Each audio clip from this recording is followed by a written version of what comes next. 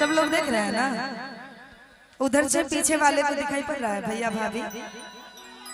आज के दिन आप मेरी भाभी हैं अगर रिलेशन से देखा जाए तो, और ये हमारे भैया जी ना, अच्छा रहेगा यही रिलेशन ठीक रहेगा।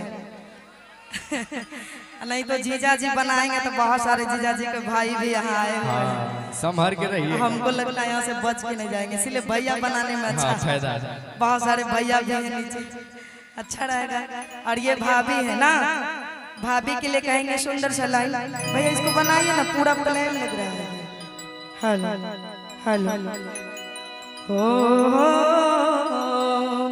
भौजी के लिए कहेंगे कि साची कहे तोरे आपन से हमरी, साची कहे तोरे आपन से हमरी, अगिना में आइल बहार भौजी, अरे अगिना में आइल बहार भौजी, अरे भौजी।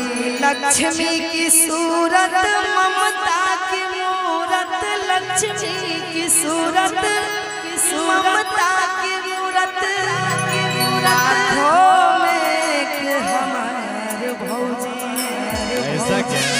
हाँ के साची कहे तोरे आपन से हमरी, साची कहे तोरे आपन से हमरी, अगिला में आइल बहार भौजी, अगिला में आइल बहार भौजी।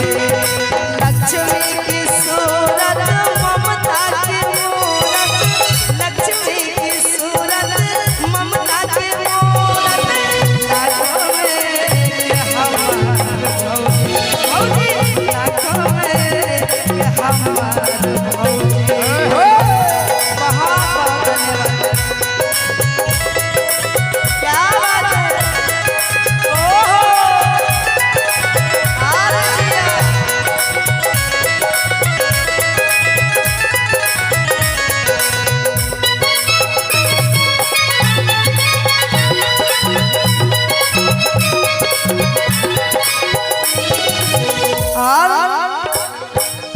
तुलसी की सेवा चंद्रमा की पूजा, तुलसी की सेवा चंद्रमा की पूजा।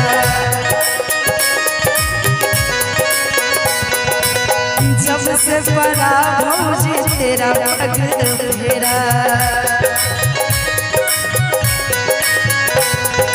दुनिया बदल गई हालत संभल गई, दुनिया बदल गई हालत संभल गई, लाखों में हमार भौजी, लाखों में हमार भौजी।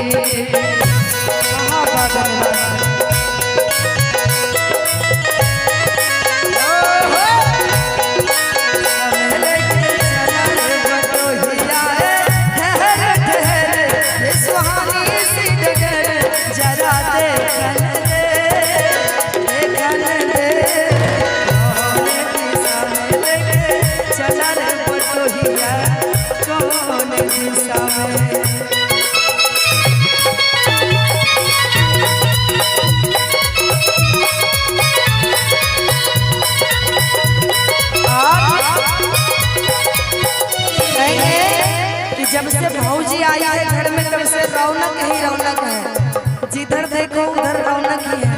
सब लोग मुस्कुरा रहे हैं भौजी के देख के, सब लोग खुश हैं और कहते हैं कौना भाव में, ये घर था भूतन का डेरा, जब से पड़ा भौजी तेरा पग फेरा,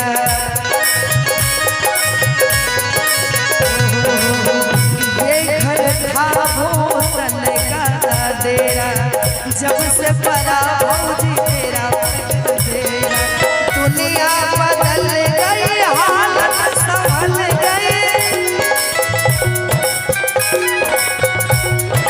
दुनिया बदल गई हालत संभल गई, अनधन के लागे भंडार भौजी, अनधन के